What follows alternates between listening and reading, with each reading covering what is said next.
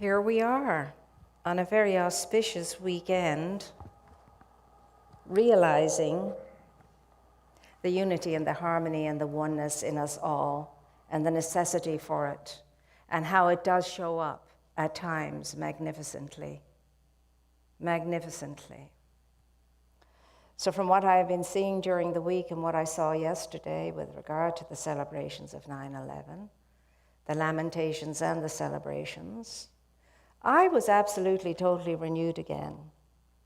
Because I remember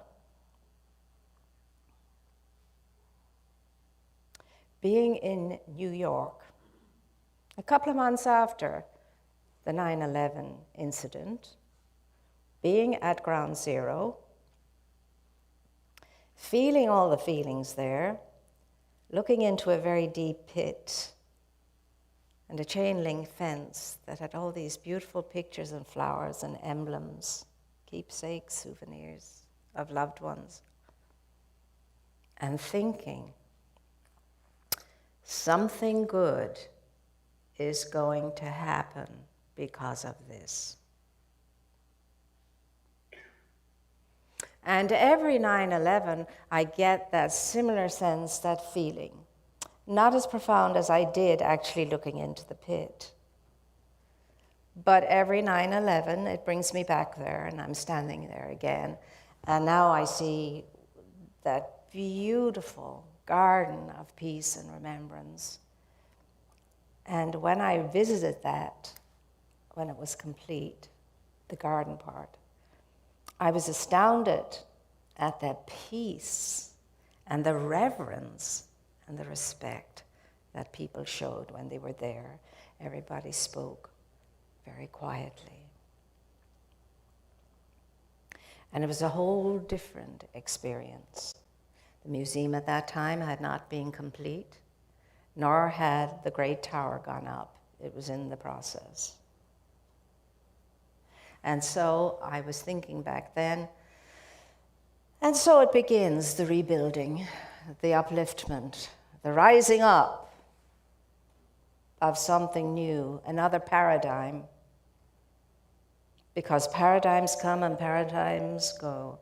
This is a little bit slower than I had anticipated, but nevertheless, it's happening. And the fact that COVID entered in didn't help, but still, we called it upon ourselves for some great reason. Obviously, we weren't getting the message sufficiently, so we called this upon ourselves, so maybe we would wake up. And wake up we will, one way or another. And what I am knowing, and I will hang on to it with my last tooth, if necessary, good will come out of all of this.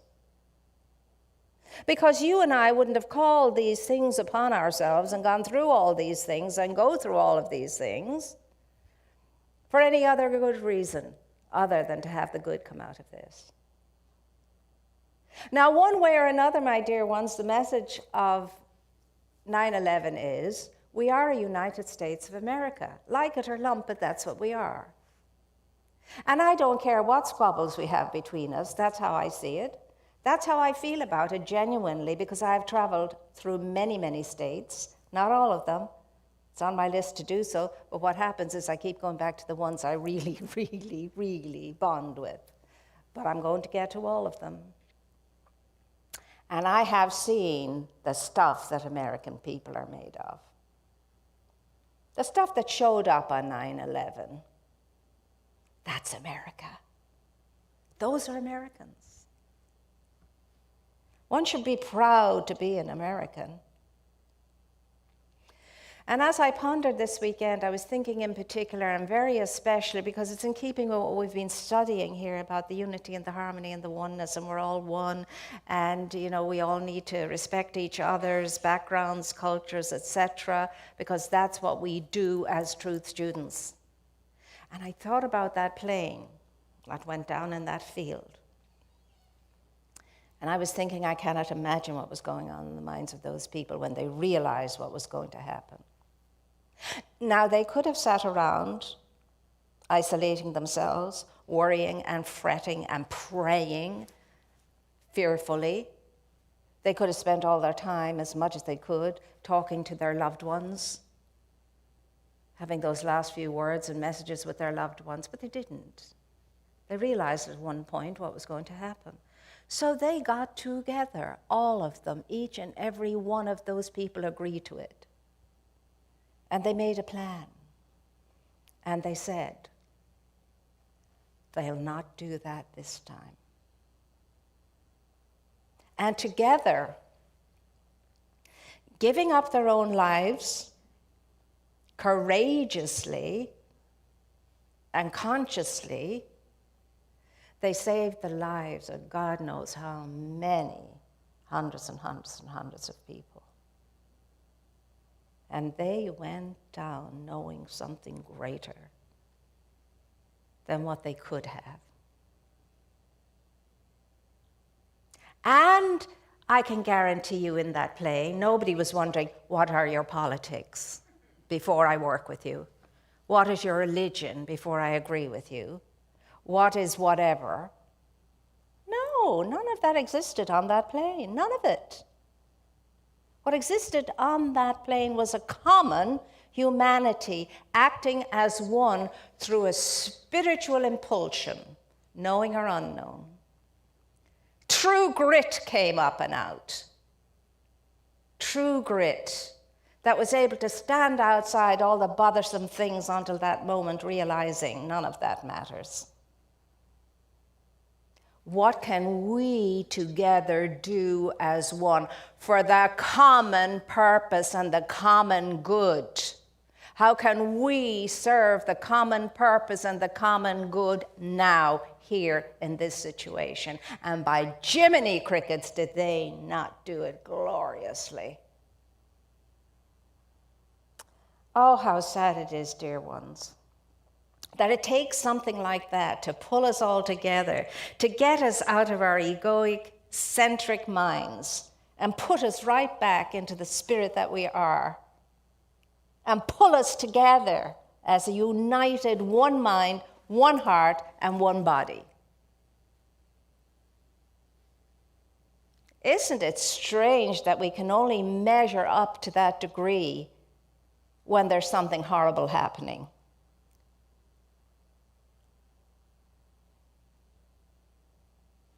I remember I worked once upon a time with a principal in a high school. And she was considered to be pretty strict and, authoritative in many ways. But my goodness, when anybody was down and out, when anybody was in a crisis, when anybody needed that kind of care and attention, she was there. But it's the same thing. Why do we wait for the crisis? Why does a crisis have to push us over the edge into who and what we truly are? Why do we get so bothered about all that other small stuff outside of emergencies and crisis situations? That's what I was asking myself over the weekend. And I've learned much from the crew and from the passengers on that plane. I have to say, spiritual principles of science of mind, I learned from them. Now, if we can pull ourselves together in a situation like that, for heaven's sake, why are we squabbling with each other when our lives don't depend on it? Why are we at war with each other? Do you know, I'm sick and tired of hearing all this stuff. We have a war on hunger, a war on this, a war on COVID, a war on, a war on, a war on. Why are we stuck in a war zone all the time? Let's not go to war, just let's go to work on fixing. And I see it in the little ones too. I mean, they're watching all these games on their computers and so on, where you mow down everyone, war games and so on. They become inured then to what they see on television. They can't tell the difference between what's real and what's not real at times, those little ones. We're not at war with each other, my dear ones. We most certainly not are at war with each other in any way. We're in love with each other if we're practicing the principles. We're at love with each other. Oh, that doesn't mean we won't annoy each other, won't upset each other, and won't have differences of opinion. Of course we will. But we don't have to take our opinions and politicize them, which is what we kind of been doing recently. Makes no sense to me in the light of the teaching. Just let's love up on each other, for heaven's sakes. We don't have to have the same idea about anything. We don't have to agree with each other about everything. We don't have to march in lockstep with each other, God forbid. How boring all of that would be. And we can't anyway, because we know we're individualized expressions of spirit and we're independently minded. We just have to get a handle on that. And let's stop trying to convince each other of what our opinion is. Leave people alone in their opinions, and you can hold yours. I tell you this much, if you're trying to convince somebody to be something other than they are in opinion and so on, you're wasting your sweetness on the desert air. Nobody's listening, and you're agitating, you're annoying. I would like to think that when we come to the center, we leave our politics outside the door. We just do. It's a very intelligent thing to do. Let's leave those politics outside the door and do what we can to come to common agreement as far as taking care of each other is concerned. Now, I know that it's a great bind for some of us to wear a mask. I got over that a long time ago.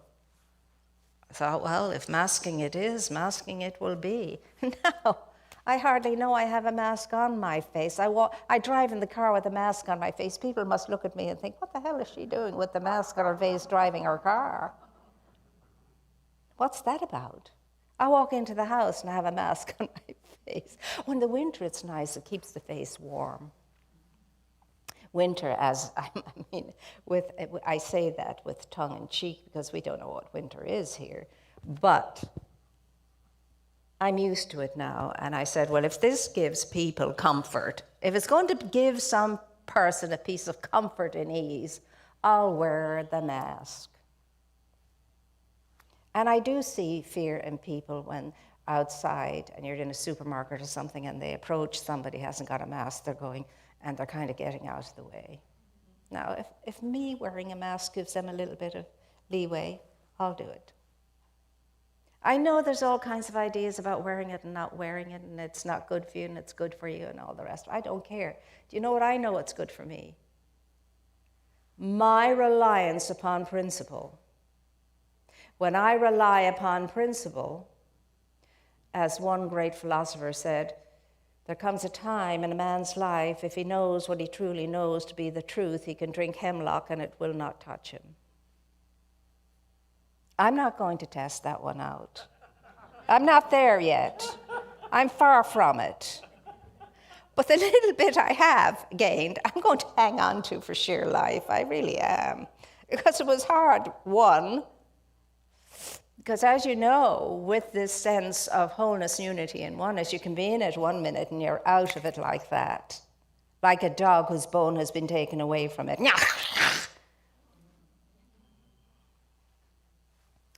And that's okay as long as you pull yourself back when you realize it and do no harm. Because don't think you're going to be in that serene, beautiful state all the time. Not even the Dalai Lama can do that. Nor the Pope, nor anybody else wearing a body.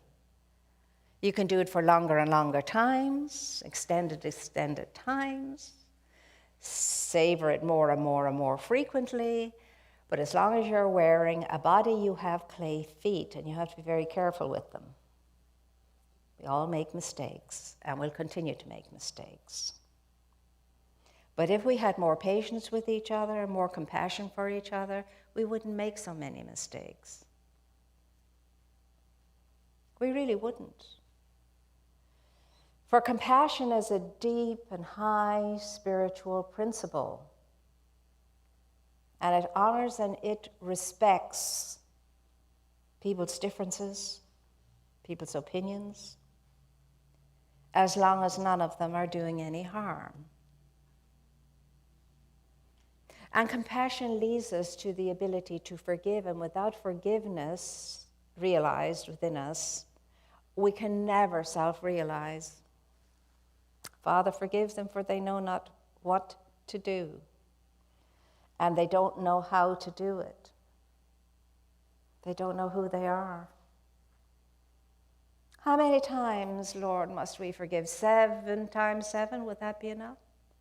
No, I say to you 70 times 7, which means all the time. And it's a tough one. Oh, but there are just some things you cannot forgive. Well, not according to all of the truth, scriptures, and experiences of the sages of the ages. Now, do you want to be a sage of the age, or do you just want to be a human being staggering along, sometimes getting it right and sometimes getting it wrong? It's up to you, but I think that once you've come to this teaching, you've pretty much decided that, that looks very inviting, that looks very enticing, I think I'd like that. And you come in, and in the beginning you're full of vim and vigor and zest, and as time goes on, it depletes itself, and then your eyes are open, you see all these holy people doing all kinds of weird and strange things that are not so very hotsy-totsy or loving indeed. And then you have the challenge. Do you stick it out, or do you go elsewhere? When you go elsewhere, the same thing happens. You get to the point where you find people are the same wherever you go.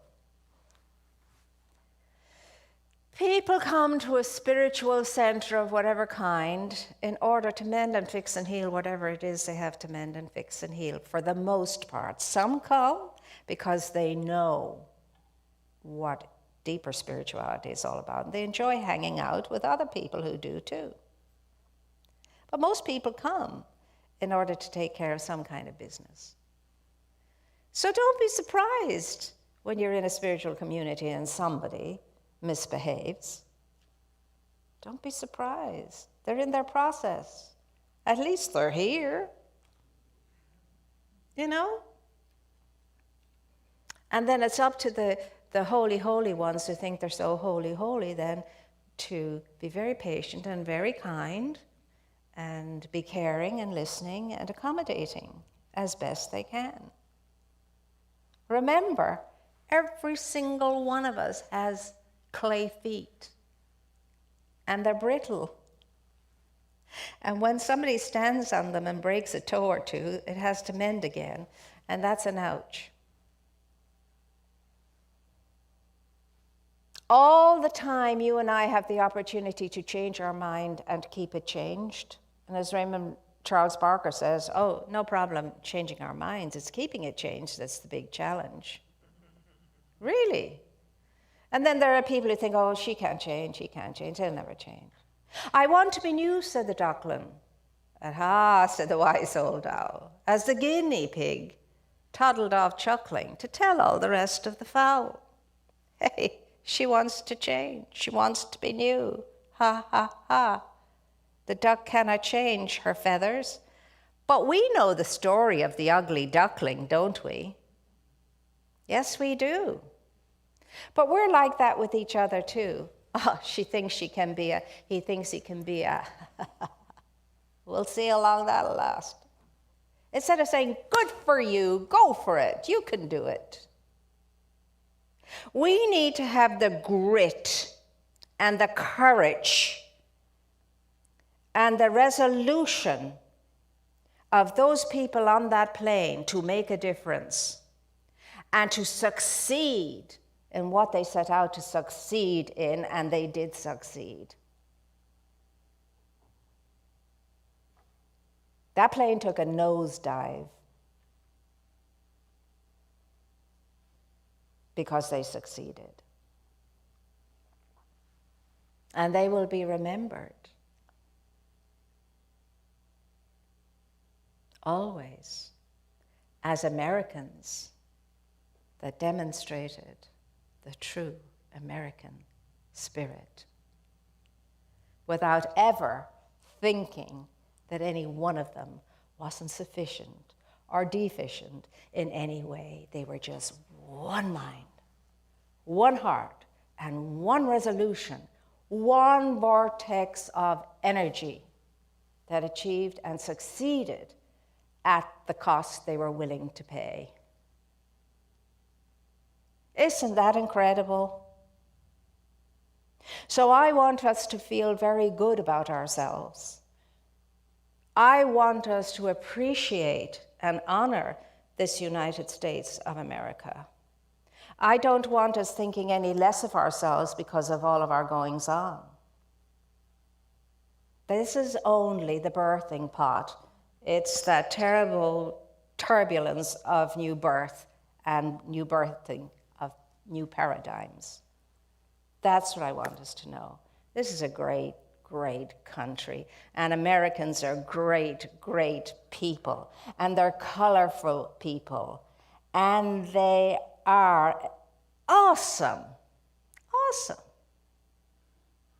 Don't take my word for it now. Get out there and visit all the states and meet fellow Americans and appreciate fellow Americans and enjoy the beauty and the grace of each different state and feel the warmth and feel the welcome that you'll get.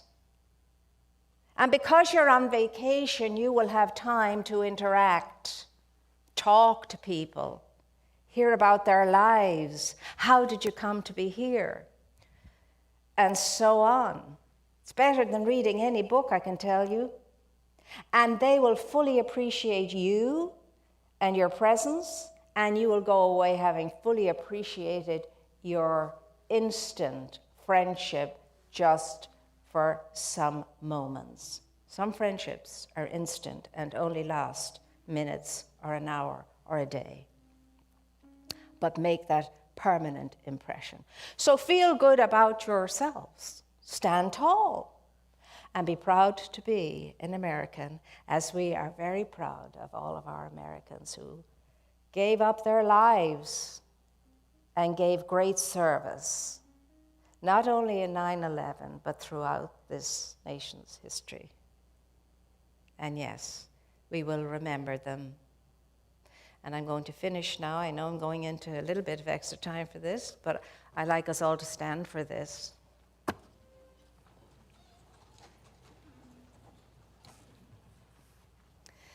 And so as every candle is lit and every bell is rung, we will remember them. In the rising of the sun and in the going down, we will remember them. In the blowing of the wind and in the chill of winter, we will remember them. In the opening of buds and in the rebirth of spring, we will remember them.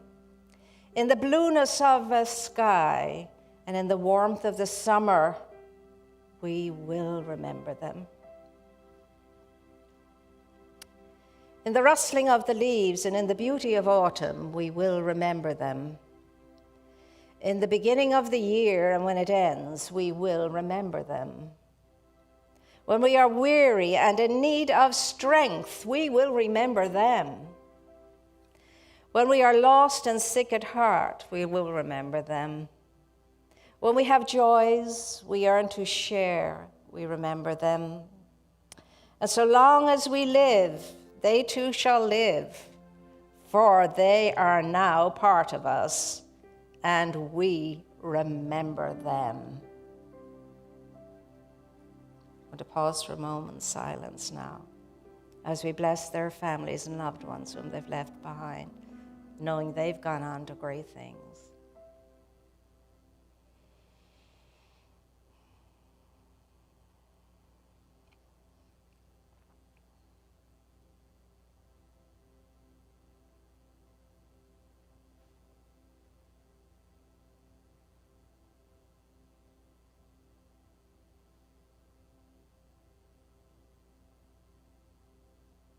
And yes, we will remember. And so it is. And now you may sit down, my dear ones, because now we're going to bless ourselves and be grateful for all of our wonderful good and rejoice in the fact that we have enough, and out of our enoughness we get to share. And we don't do so mindlessly. Anytime we give mindfully. And we've learned now through our teaching that life is never about all of our accomplishments. It's always about what we've given away. That's what our lives are about. And God knows we are all in this room and looking in, givers. That's what my experience of you all happen to be, that we are givers because we are grateful for all we have received. So let's know this. Divine love consecrates my gift. It goes forth to heal, to bless, and to prosper. All those who give and all those who receive. I rejoice in the sharing of my good, and I release my gift with love. And so it is. Thank you.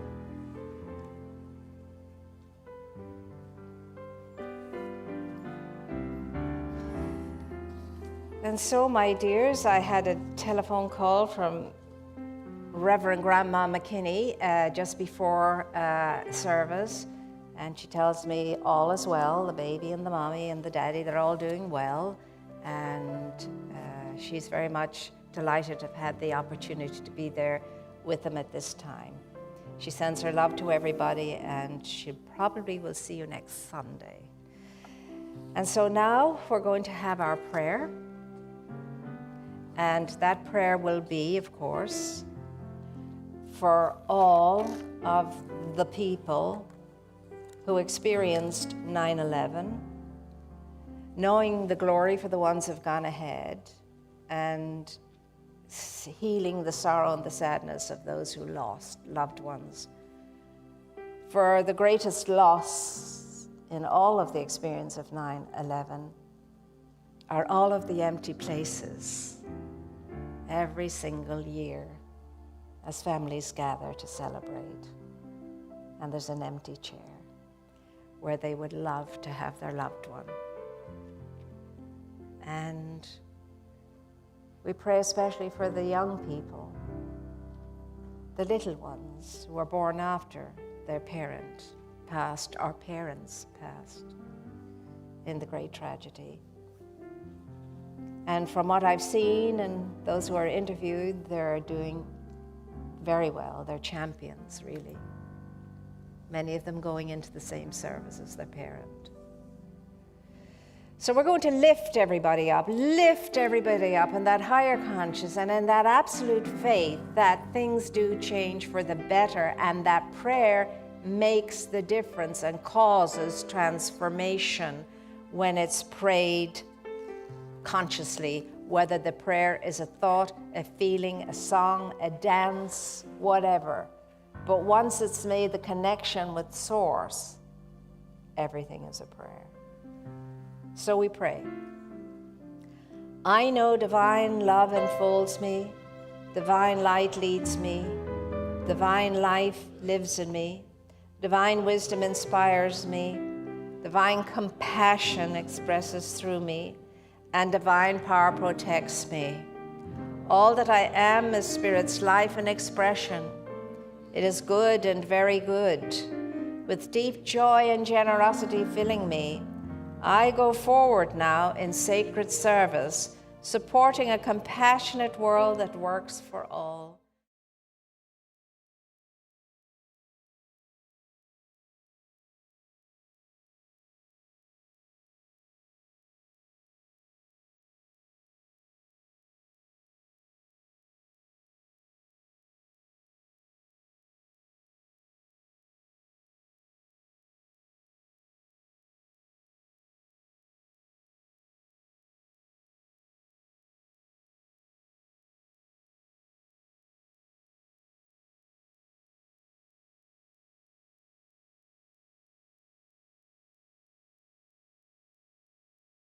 That your minds and hearts are open to seeing great things in your own individual lives coming and happening for you, and in this great country too. So keep the chins up, keep the spirits up, keep the hearts up, and keep knowing without you we couldn't do it. Without each and every one of you looking in and in this room, we could not do what is before us to do. You are divinely essential. Never forget it, especially at your weakest moment, especially when you're most forgetful. Remember those words, I am divinely essential to life on this plane.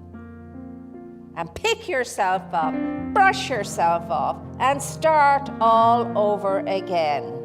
What a mantra. I think it could be a song.